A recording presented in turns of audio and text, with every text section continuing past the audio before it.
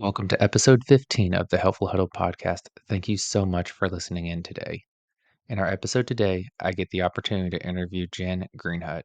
She is a new friend of mine and someone that is doing absolutely amazing things in the world. You are in for a treat as we dive into her story and how she is helping others. We also have a special treat for those of you watching on YouTube, as Jen has shared a 2-minute video of her time being a quote Laker for the day. And for those of you listening in, don't worry, you are going to hear it. So turn your volume up, sit back, relax, and enjoy this episode. My name is Jennifer Greenhut Tollin. I am a stage 4 triple negative breast cancer survivor.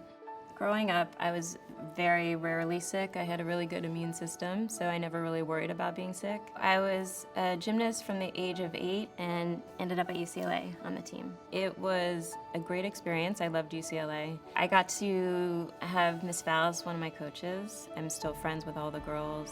One day when I found a lump under my arm, I didn't think it was going to be anything, but it ended up being stage 4 triple negative cancer. There was like a week or 2 that I thought I was just going to die. Oh, wow. This is cool. Jen went through chemo and radiation and all of the surgeries like no one I've ever seen before. She very rarely ever complained about anything. I went from stage 4 cancer to cancer-free in 4 months. The care at UCLA was amazing. I really felt like I could put my life in their hands. UCLA was great because there was a real passion about finding the cure. I think finding UCLA was the greatest thing that ever happened to her. Oh, isn't this cool? Bo has been my service dog since I had cancer. A year later, I took him to the doctor and they said he had cancer. And now he's a cancer survivor too. Good boy. We're Lakers. I started a company called Zero Negative based on triple negative. And it's really about being positive in whatever your challenge is. My challenge was cancer. Today I'm giving away 5 love tote bags from Zero Negative to 5 powerful women in the Lakers organization.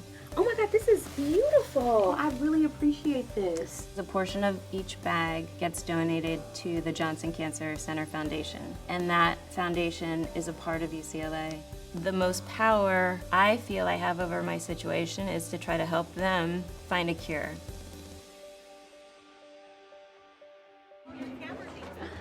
Wow. My outlook now in life is so much more positive than it used to be. And I believe that everything that we go through, it's happening to help us and not hurt us. You just have to sort of focus on the positives. And if you focus on the positives, they're gonna grow.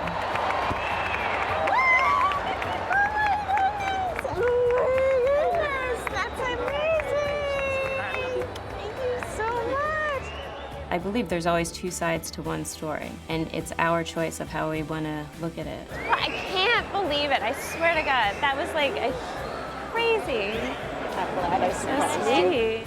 I'm Jen Greenhut. I'm the Laker for a day.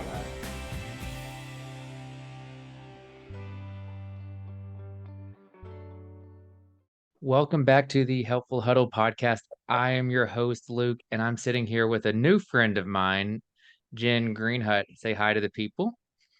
Hi, people. And Jen, I want to thank you for taking the time to do this interview with me today. And I think you have an amazing story to tell, and I'm excited for people to hear, and I'm excited to learn more about you. I'm excited to share, which is sort of like what I'm doing these days, the last 6 years, trying to share my story because I feel like it happened to me, for me to share to other people.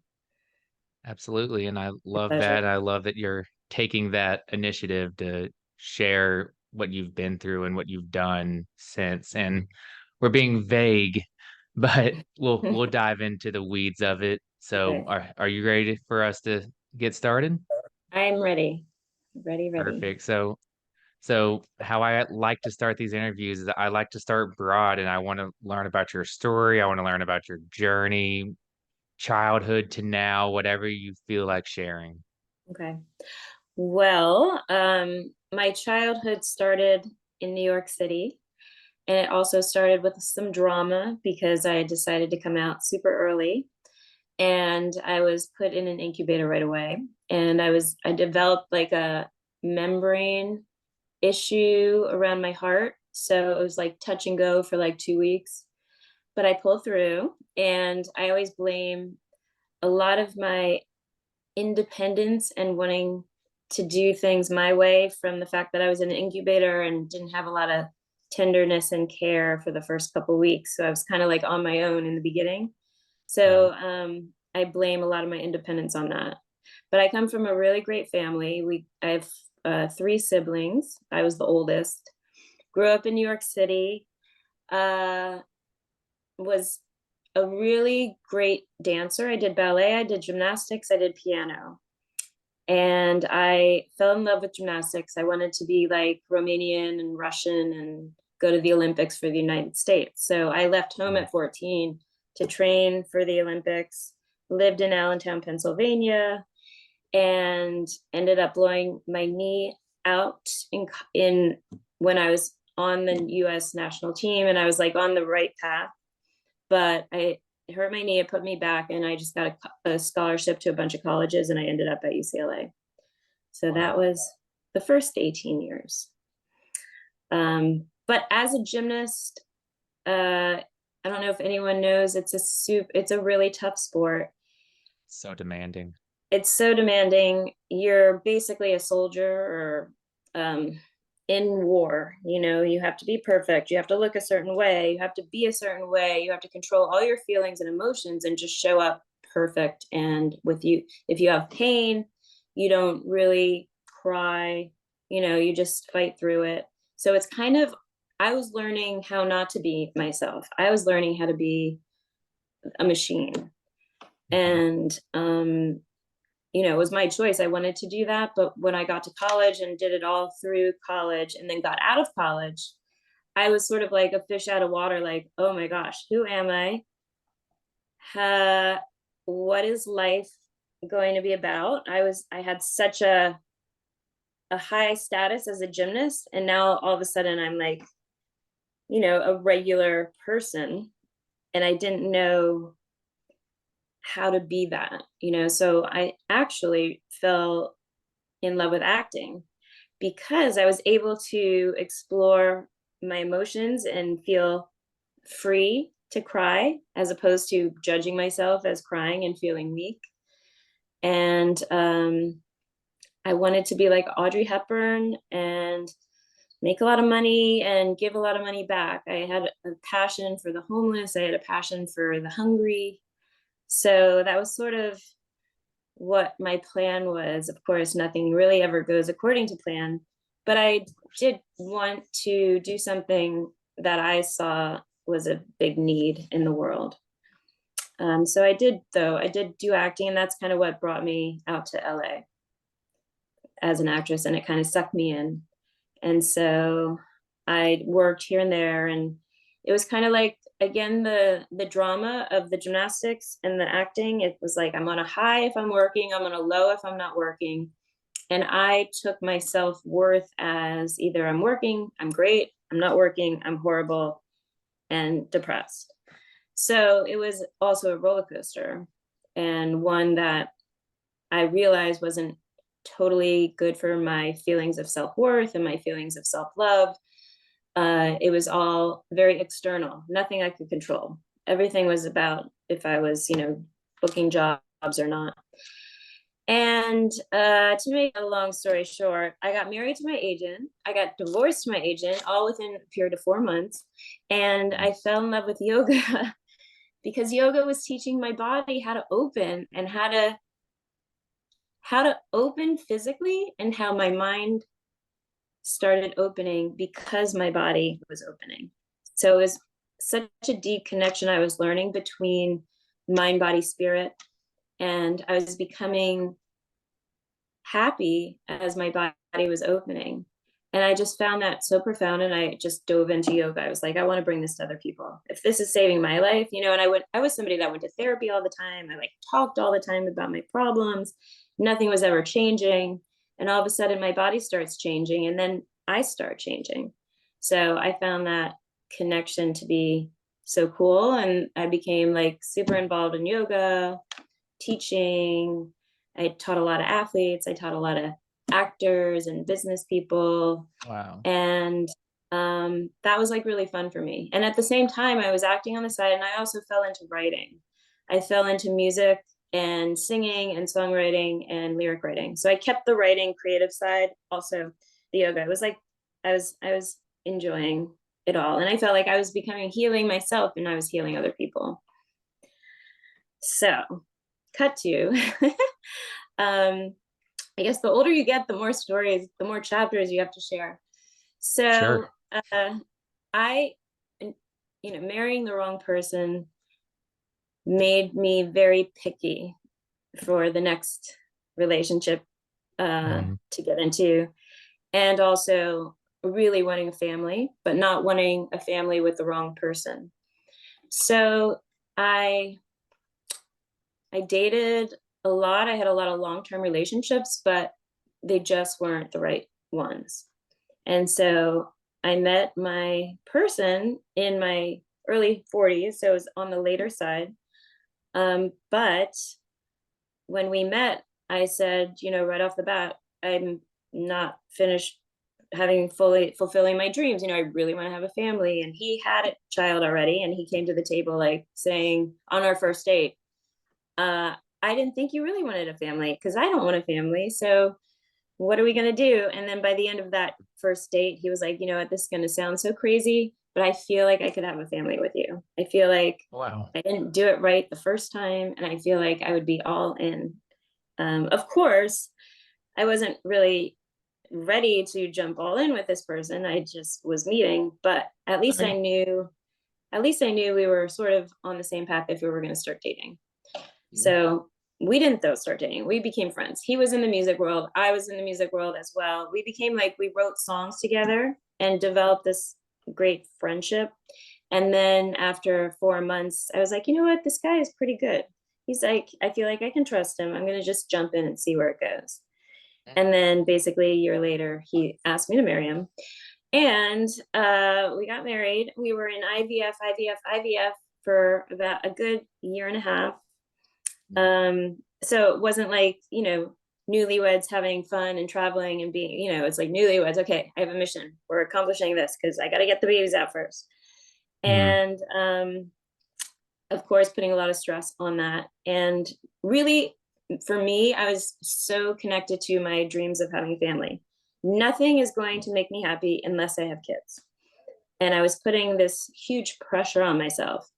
And after the third round of IVF not working, super depressed, super like self-judging and critical, like everyone has everything and I have nothing. And woe is me, feeling just sorry for myself and I'm never going to be happy. And, I have this great guy and I feel so bad for him because I'm just so miserable and all of these just horrible thoughts about myself. And really feeling lost. We got a dog, which I fell in love with. However, still like really feeling lost. And then I was diagnosed with stage 4 cancer. And that's what sort of set the whole thing in motion of healing and finding uh gratitude. Like when I was diagnosed, I didn't understand it first. I was never sick. I was an athlete, I was a gymnast, I was a yoga teacher, I was this health nut. How do I have stage 4 cancer and not even have any symptoms other than a lump that was under my arm, which has caused me to go to the doctor? And all I wanted after that was to be alive. It was like, did you ever see the movie It's a Wonderful Life? When he comes back realizing if he wasn't here, how many people he affected in his life. So for me, it was just like, I can't believe how much I had in my life that I wasn't appreciating. All I was appreciating, all I was thinking about was what I didn't have in my life and what wasn't working and what I didn't like. And I was like, I can't believe I wasted my life just not knowing how much I had. And so for the first couple weeks, I was really scared. I thought I was going to die. I was so, again, really mad at myself for just taking my life for granted and not realizing how much I had. And then going through different doctor appointments and looking for the right oncologist. It was so nerve-wracking, but I said to myself, like, I connect to the universe. I look for signs that God is here in some way leading us. And I just kept saying, send me a sign. I feel like one doctor is going to save my life. One doctor might not save my life. So I really want to pick the right person. And it was doctor number 3, who was at UCLA, an oncologist there. And I felt safe in his office right away. But I also, when he told me if I had gotten pregnant, the pregnancy would have killed me, I changed everything in that moment. I just realized everything was working out for Wow. my benefit. And if that was saving my life by not giving me what I wanted, then maybe cancer is saving my life. So maybe cancer is giving me something that I need and that I want. And I just fully embraced it from there on. And I feel that was like the biggest gift that I could have had going through my journey, just believing that it was supposed to be happening to me and it was supposed to make me better and not worse. Absolutely. So that's what happened. And part of my mission is to share with every patient, and not even cancer, anybody going through any type of huge challenge, believe in it and embrace it with love and gratitude and a willingness and a curiosity to learn. What am I supposed to heal with this problem that's happening? And it's not really a problem. This is a gift. I looked at cancer as a gift. I am being chosen to go through this gift and to learn so many lessons in intention, in healing, in prayer, in the power of like our mindset and the power of our beliefs and just our stories that we say in our heads. They come true if we really believe it. So I guess I manifested the happy ending that I really wanted, but I lived it. I lived it and I believed it. That's incredible. And obviously, well, not obviously, but we know we have not met each other. So I didn't really know anything about your story other than what I read on your website. Um, but what I'm finding is that it's just so relatable at different stages. I mean, not everyone was a high level athlete or living what some people might call the dream in LA, but through the highs and lows and the mindset that it takes to go through those is just astounding. And everything that you've gone through is honestly crazy. And thank you for sharing the story. My pleasure. I'm still like happy. Like I'm still like feeling like the story was given to me. Hmm. That, I just sort of didn't want to die. So how do I, make the most of this story? But also, and this is a big thing too, like I didn't know what the ending really would be. I knew what I wanted it to be. And if I was going to die, I didn't want to have the last couple of years of my life being miserable. So it was like, how do I be happy in this situation? And that was a big lesson, because that is sort of like what we're supposed to do, I think. Find joy, find purpose in all of the struggle that we have. Because being a human being, we're all going to have struggles. That's sort of, I think, why we came here, to struggle and heal and get better and evolve. And if we can enjoy the entire journey, then what else do we need? We just need to get through it. It's going to be a chapter I want to look back at and sort of find that it didn't, make me sadder. It made me happier. Mhm. So, Yeah. yeah. And I absolutely love that. And a question that just popped in my mind about it, and prefacing it with, like, you went from the struggles with that IVF not working to shortly thereafter getting diagnosed with stage 4 cancer. And yours is on a scale that is so much more extreme than a lot of people may go through. But Yeah. a lot of people are in that space where they feel like they've hit rock bottom. And I guess one question would be like, did you feel that? And then if so, what was that? Was there a moment or a turning point where you something sparked and you made the 180 of like, how can I make this good? It was the turning point, and the rock bottom was the feeling that I missed out on my life's purpose, meaning I wasn't having a child. And then, if that's not going to happen, let's just give this person stage 4 cancer and kill her. She didn't do her job here on earth. Let's just get her off and have her start again. And I felt like such a failure having stage 4 cancer in a way. And I also felt like I didn't understand anything anymore, because I was somebody that really did believe in mindset and law of attraction and calling in certain things. And because I had never even thought of cancer in my world, in my life, like how did this happen? So nothing made sense. And I just felt so lost, and like nothing means sense and you just die. And that was super depressing. But because of the doctor saying, you know, your pregnancy would have killed you, that really was a turning point for me. I felt chills in the office. Like, it was like everything in my life completely made sense all the way up to that moment. And all of my mistakes that I had made were not mistakes. They were where I was supposed to be. All of the relationships that I chose that didn't end in the way I wanted them to end, those were setting me up for this person that I was with, and all of the disappointments were supposed to happen. So I understood my entire life and the path. I understood even why I picked gymnastics, because I knew how to train and really how to focus on stuff. And I felt like once I was in chemo and radiation surgeries, I was training for my life, and I was just so strong and focused. And I think that gymnastics background set me up for this. So all of the things that I used to think, like, why did you do that? That was so stupid. That really ruined your life. Everything was perfect. Everything was perfectly aligned with the failures and the successes and all of it. So I think that was the major turning point for me. And then I just had to trust the doctors, which, you choose your doctors wisely. That's why I always tell people to get a couple of opinions, because one person's going to maybe connect more than others, and never just go with the first person. So, which is, I'm so grateful for my team of doctors. They're part of the reason why I'm here. And they're the reason, kind of like, they gave me the ability to trust. And they said they're doing their jobs and I'm going to do my job. How do I show up for them? How do they show up for me? And it was like a team.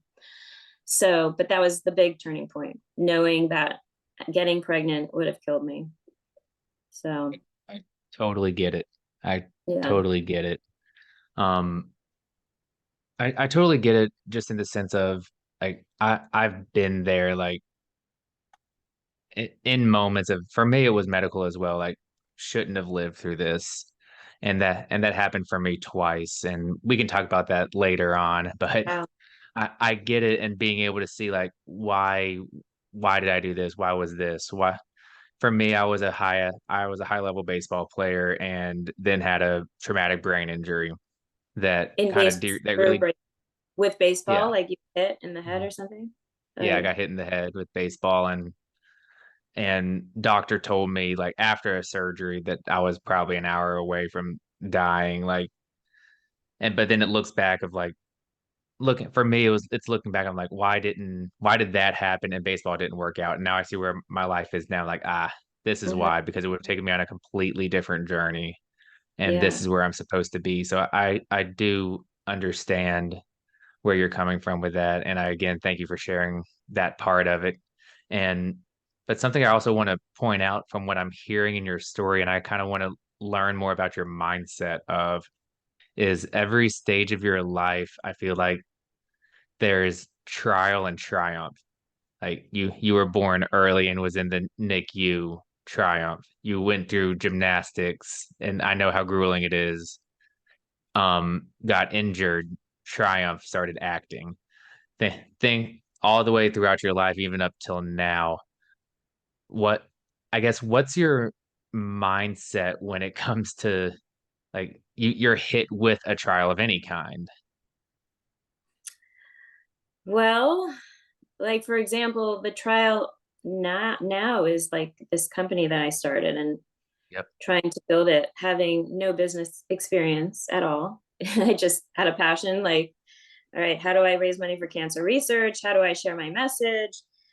Triple negative was my cancer. It sounds like zero negative is where I want to be. Zero negative means positive. So I felt even that was giving me the name of like this brand that I'm now creating. So, I'm very hard on myself, as you know now, and zero negative is not struggling, but it's in the beginning stages, Of I'm course. building. And so I don't know where it's going to go. I kind of know where I want it to go. And I feel like not a failure because it's not where I want it to be at this moment.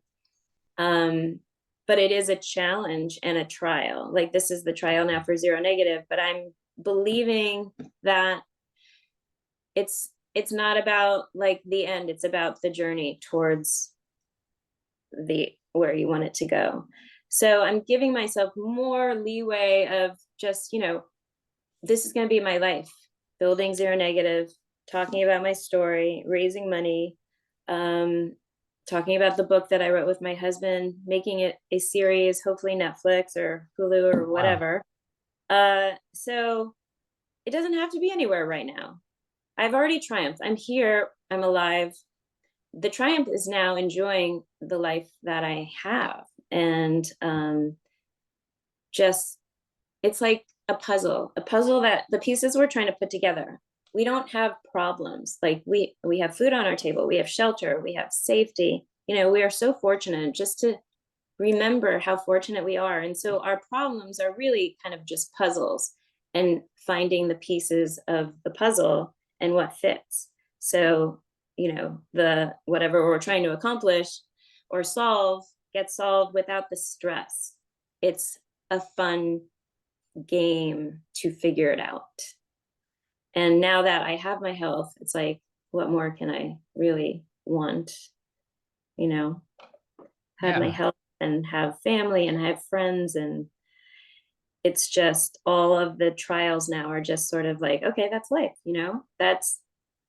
that's part of growing and evolving. And I never want to stop growing and evolving and learning. And, I see people that speak about age, like you get to a certain age and then you're like over the hill kind of thing. And I sort of look at age as you keep getting better.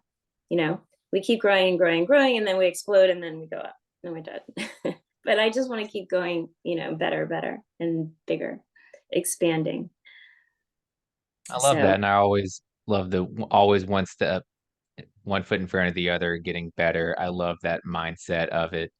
Um, but you mentioned zero negative, mhm. and that's a perfect lead in because I I have visited your website, but I want you to tell our listeners like what is zero negative, and you gave us a little story of behind like the name, but what is it? What's the mission of it, and where do you want to see it going? So the mission behind zero negative is the major lessons that I wanted to share through my cancer journey is love, gratitude, trust, surrender to the challenge, embrace the challenge with love and curiosity. So Zero Negative became a company that designed accessories that said love or say love, and proceeds of every accessory goes back to cancer research at UCLA.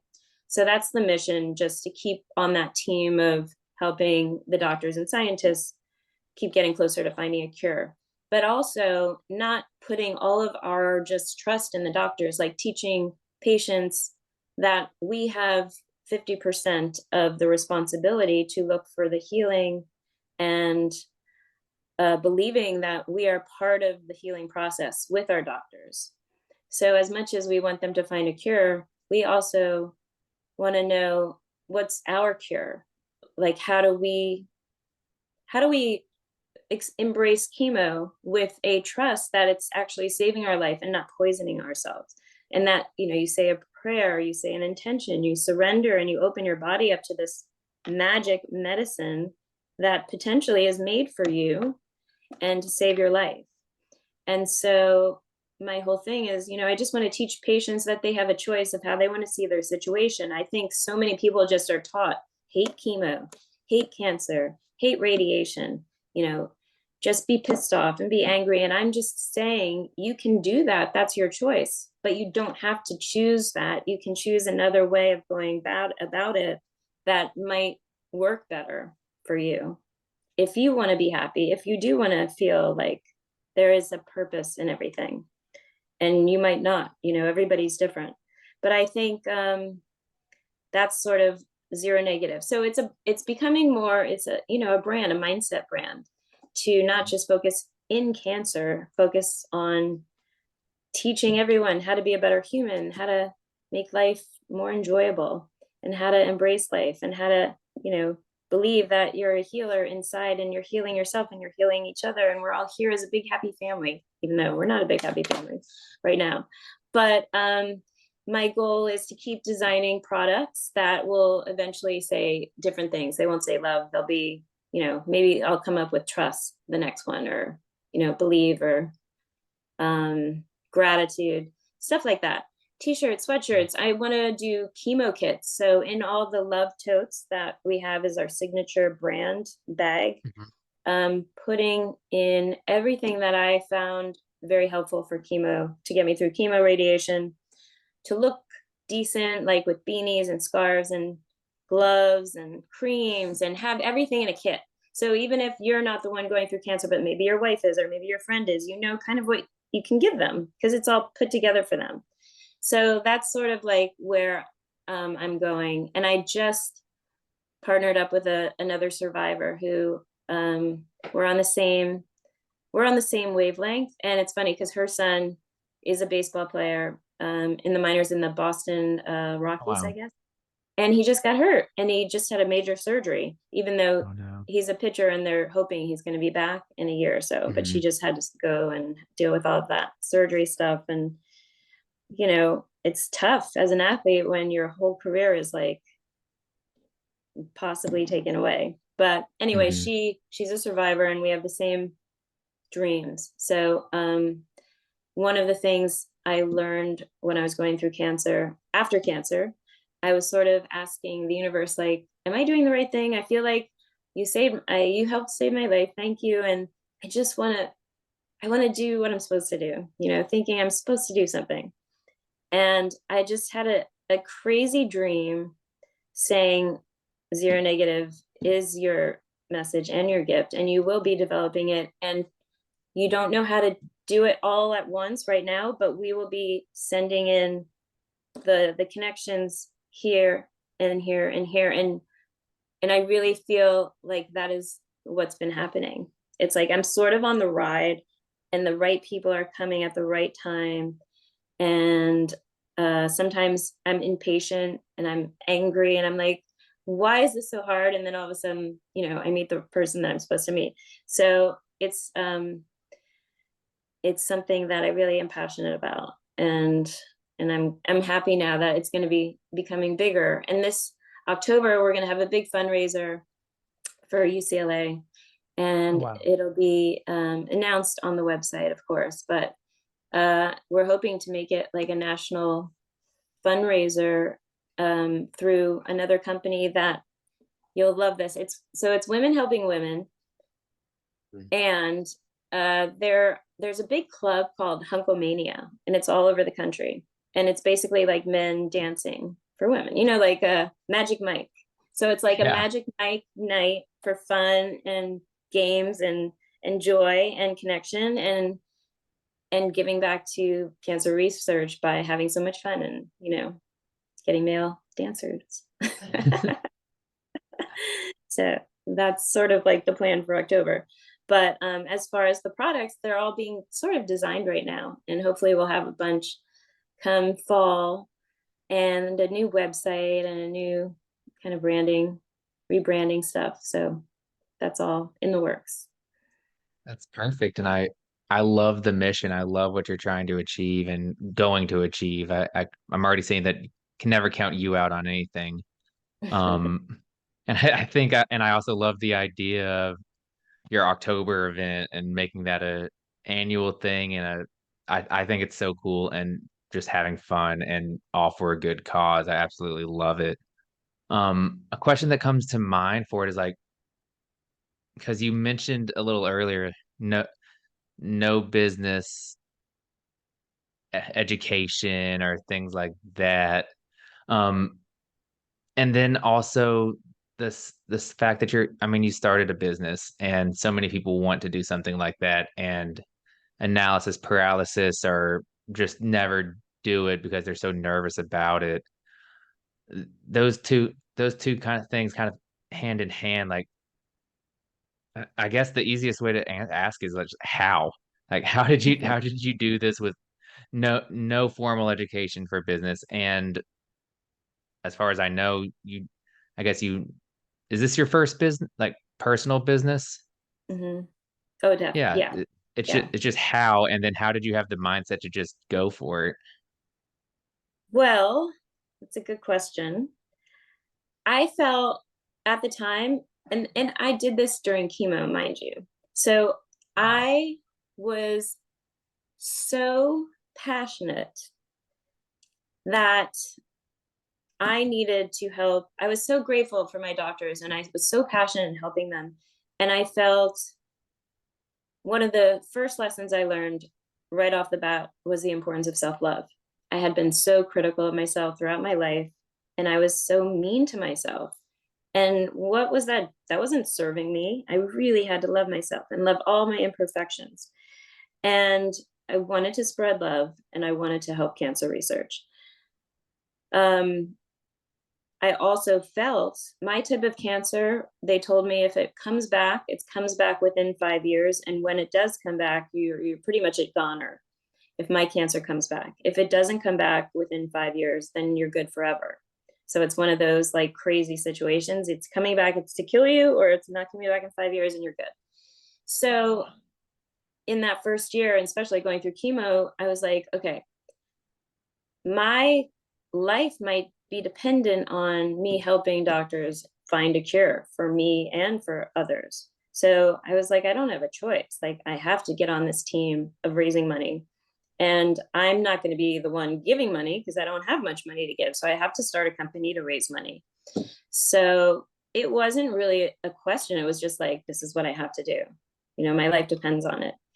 And then um, things fall into place. I had a friend who was a designer who basically had this tote bag that said love in her closet, and she wasn't doing anything with it because became a caterer. She's a great cook and caterer.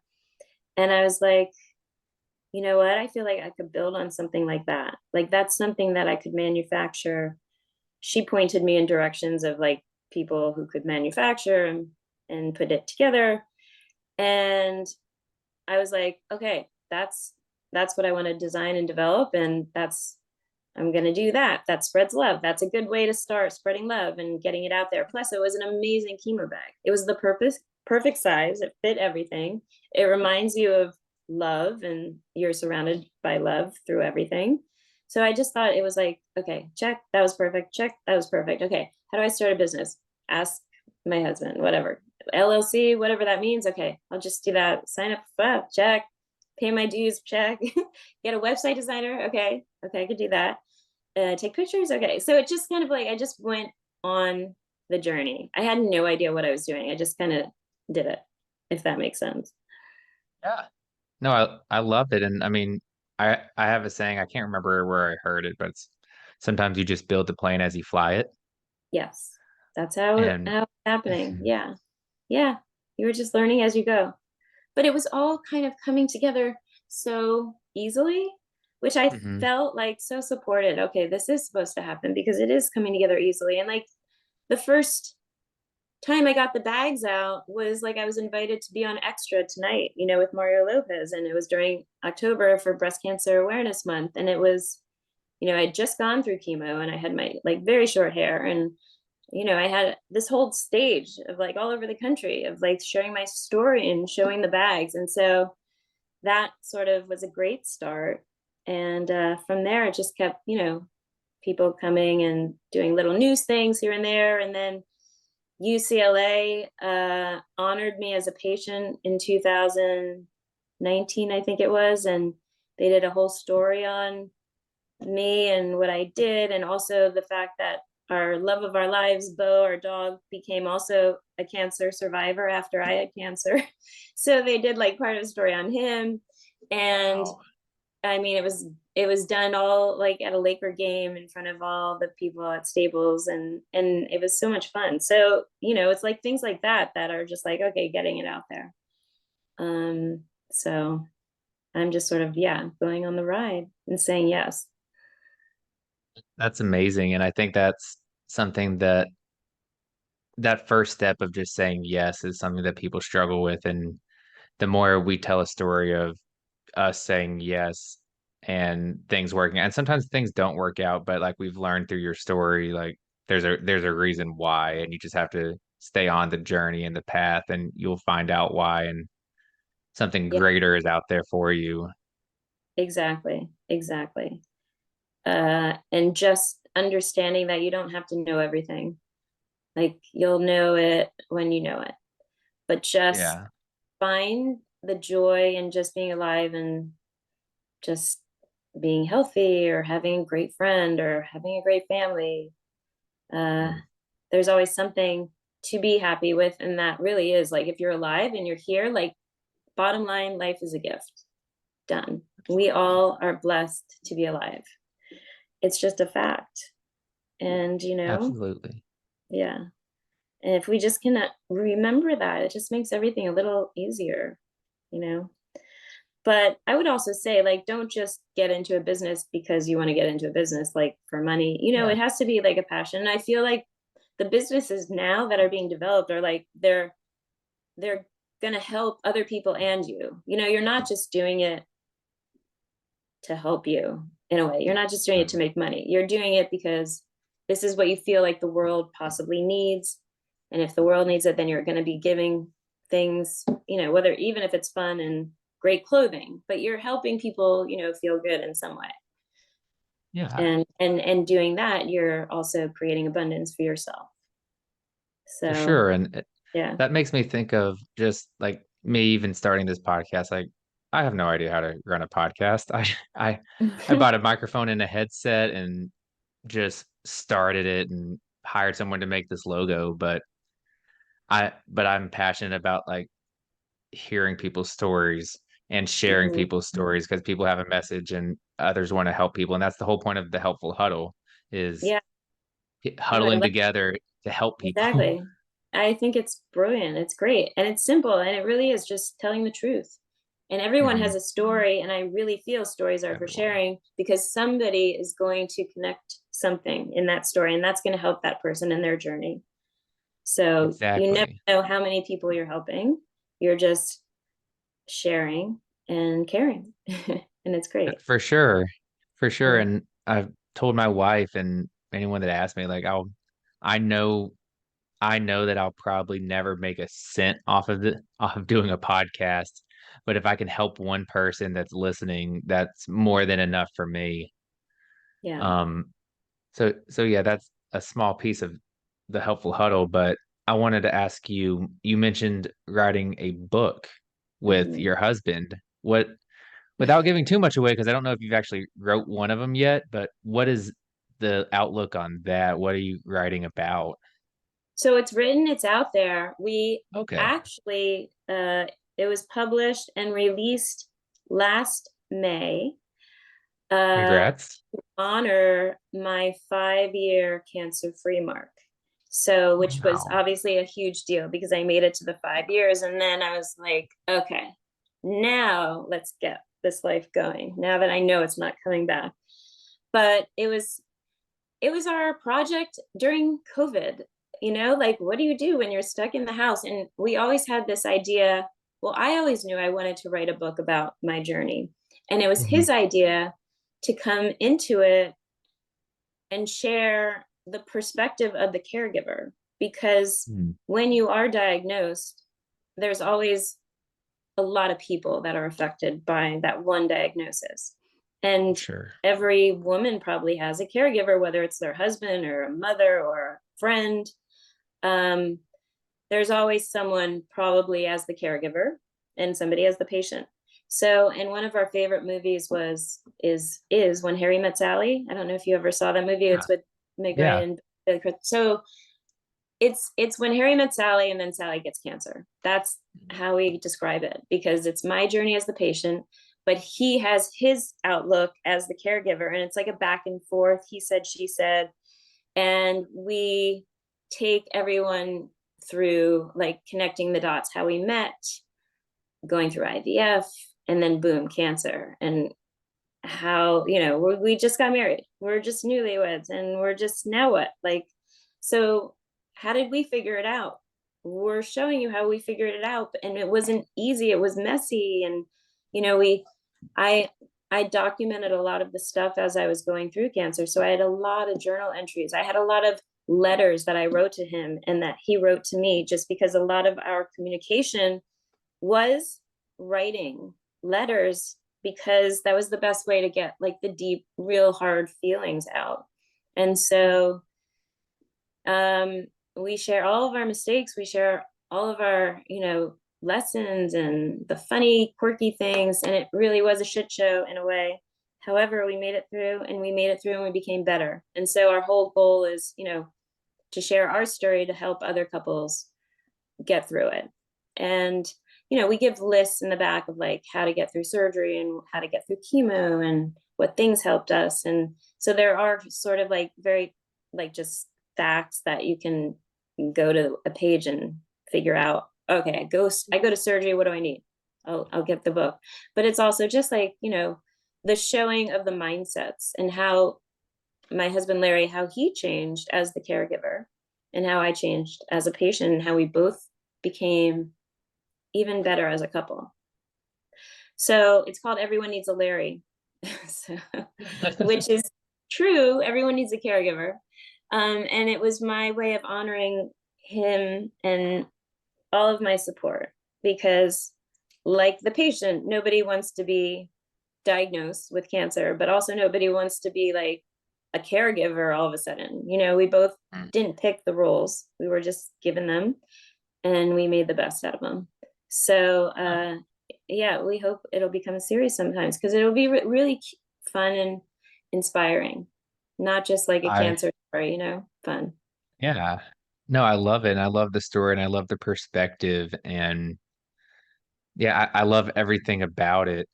And it actually led me to a question because you mentioned early on in our interview that like you were always from like birth, you were like a strong, independent person. And in the case of you being diagnosed, you became, I imagine, very dependent all of a sudden. And I think a lot of people struggle with that. And I guess, can you describe that transition for you of going from this strong, independent Yeah. person to now you're forced to be dependent?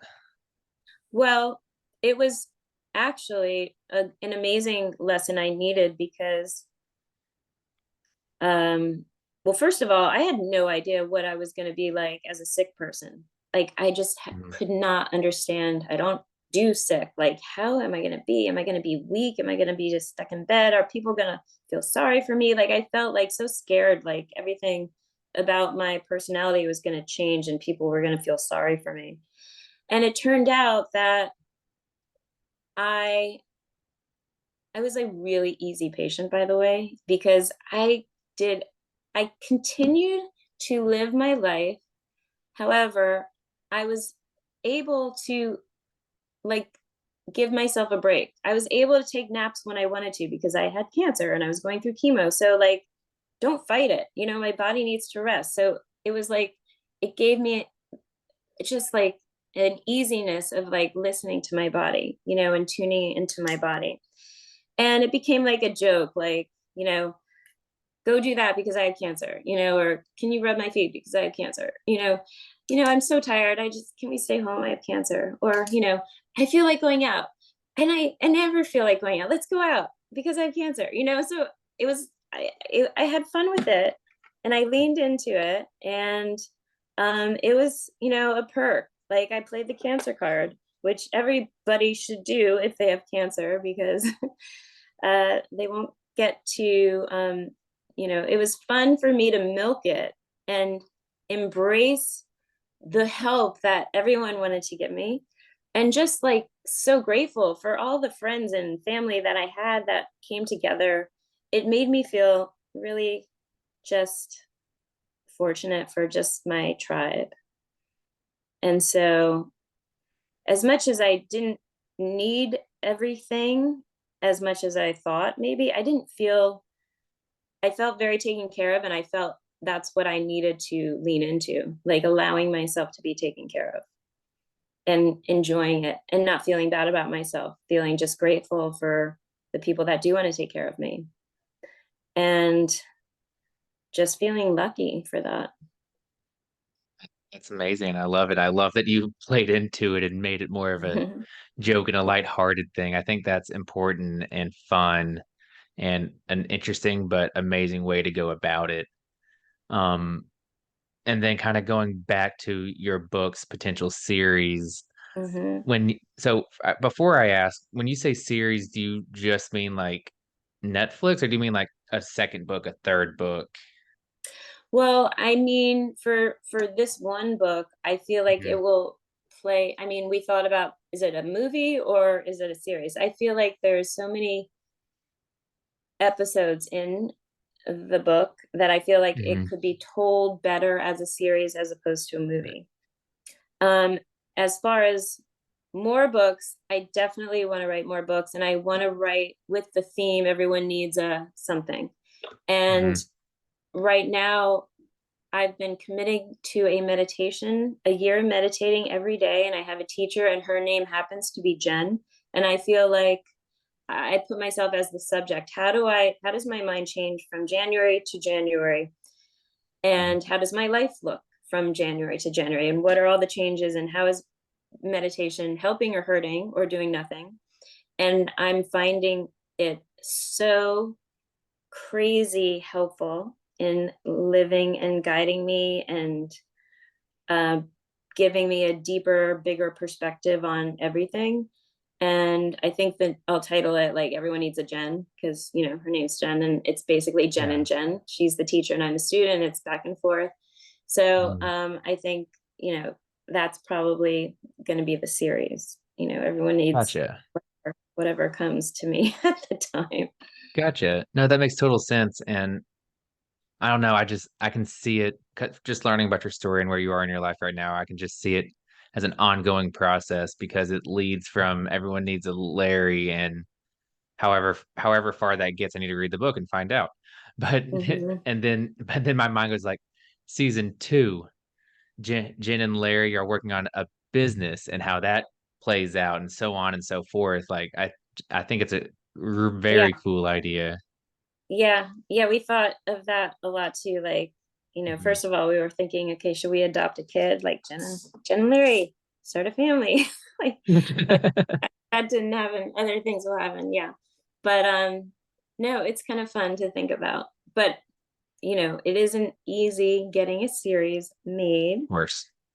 So, and of course, there's a writer's strike right now, so that is very challenging. However, um, we do have certain steps that have happened along the way. So I Amazing. just have to stay believing and trusting that's all working out for everyone's highest good, including mine. Oh, I love it.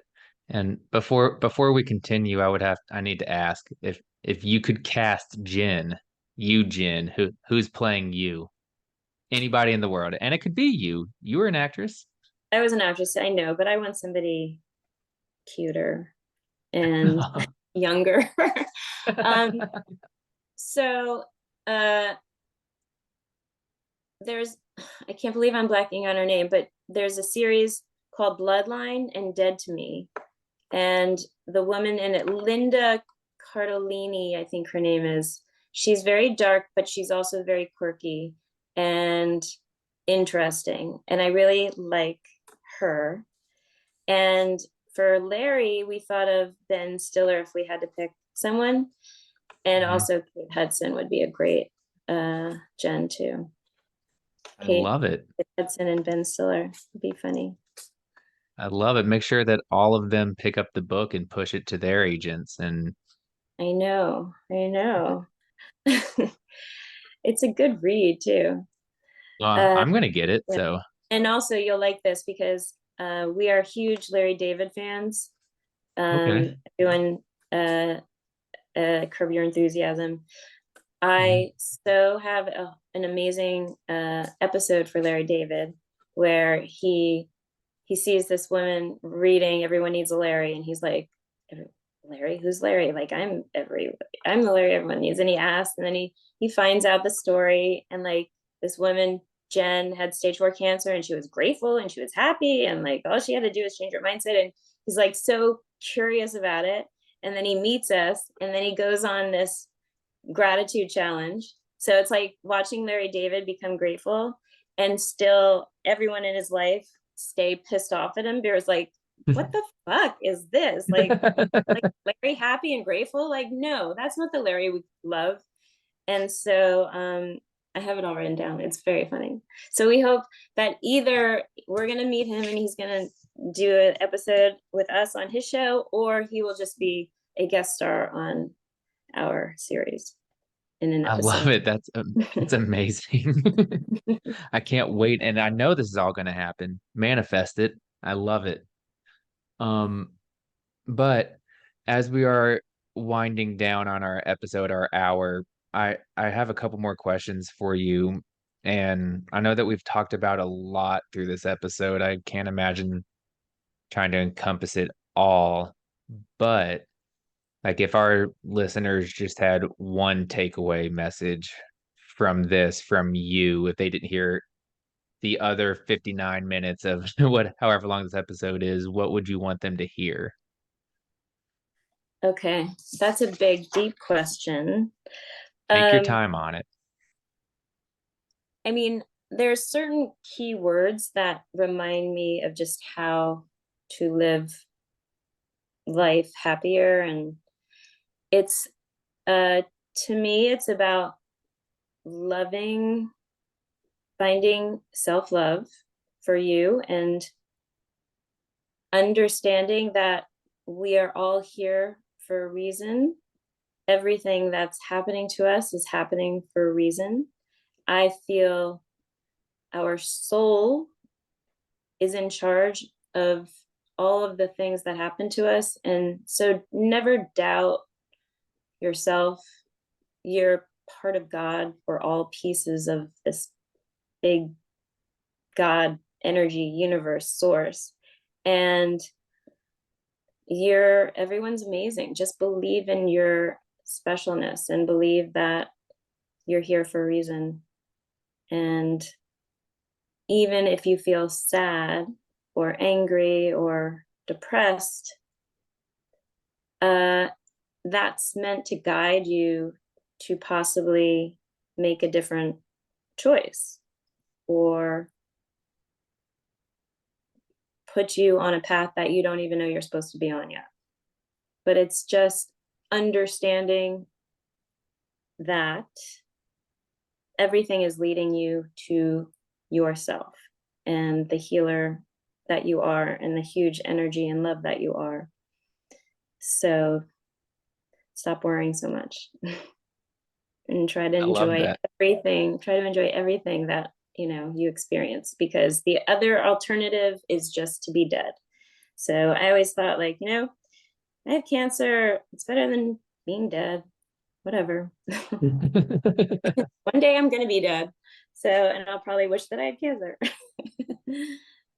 So No, I love that. I think that's a great takeaway message and something that we don't hear enough, I would say, in this life and with everything that goes on in the news and everything like that. We don't hear that message enough.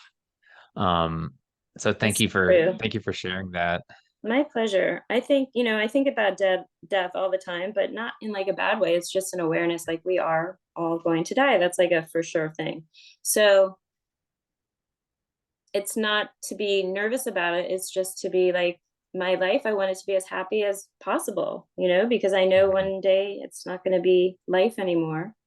And I just don't want to waste, the time here. Even though I Right. will be having bad days and sad days, but it's just it's being okay with all of it. Mm. It's a bad day is not a bad day when you're alive and healthy. I mean, it could be a bad day, but you know what I mean. It's Yeah, still okay because you're alive and here. absolutely. And I love it. And made me think of, I can't remember where I heard it from, but hey, when you talk about your tombstone and there's always birth date, death date, but there's always a dash in the middle, and it's what you do with that dash during that time that really matters. So that's exactly Yeah, what you made me think of. yeah, yeah. And you know, it doesn't have to be very grandiose. It can just be, you love being in the mountains and you love your friends and you're happy, and that Mhm. is amazing. Like, just that's the goal, really, just to be happy. And I think it's really hard to be happy in this world right now.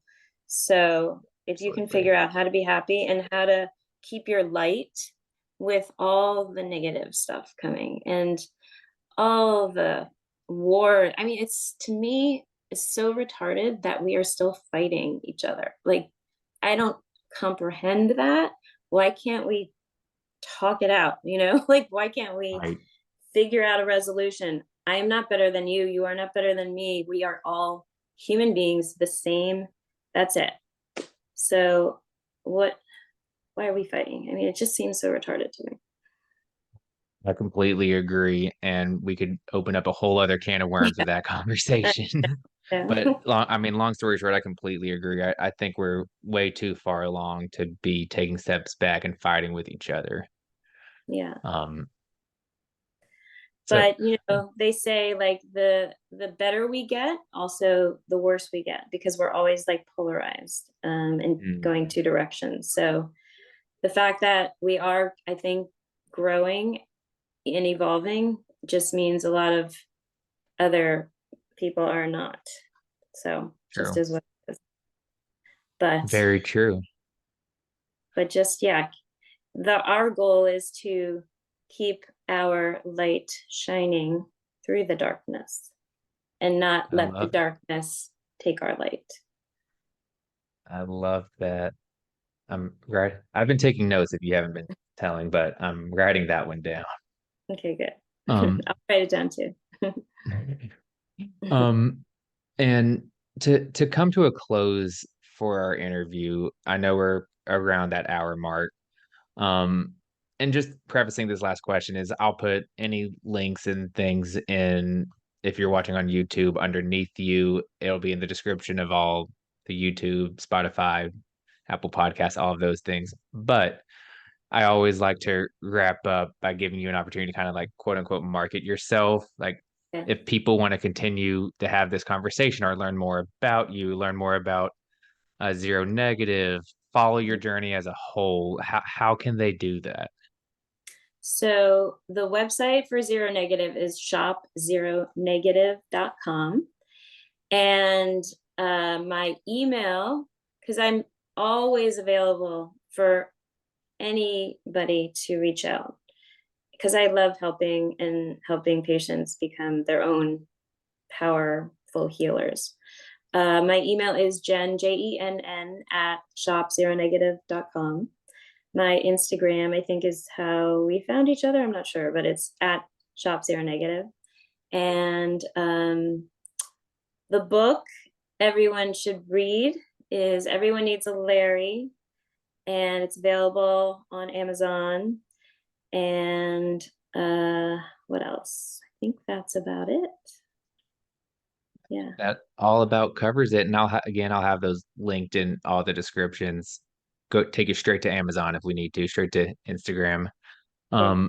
But Jen, thank you so much for taking the time to have this conversation with me today. I've learned so much about you. I think you have an amazing message, and I'm really happy to hear that you're what a part of your mission is spreading it and spreading your story and letting people know like that whatever you're going through, this isn't it. This doesn't have to be the end.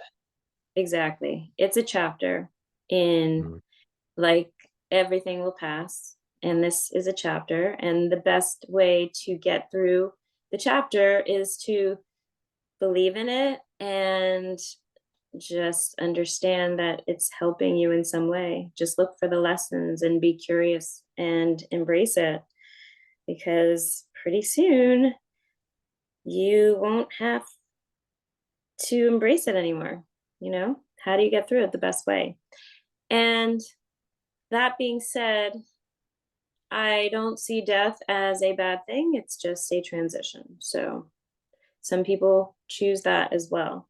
And yes, it's so sad. It's so sad to like lose our loved ones and people. But I just feel that we're all choosing ultimately what we're going through. And we never die. Energy doesn't die. We just move and transition. Love it. I love that as a closing message. Yeah. Again, Thank thank you you. so much. I've absolutely loved this interview. I I can't wait to honestly share it. I'm so glad that you reached out, and I congratulate you for your new member of your family. That must be Thank very fun. you. Oh, But yeah, it's this was a great conversation. Thank you. a- absolutely. Thank you so much. And to our listeners, we are signing off. Thank you for listening. Bye. Thank you for listening to the Helpful Huddle podcast. Remember to give us a like and a follow on Instagram, TikTok, and Twitter with the user handle at helpful_huddle and the YouTube channel at Helpful Huddle Podcast. You are also able to listen to us on both Spotify and Apple Podcast. The links are also found in the description below. Please reach out with your questions on topics that you would like to learn about in the future.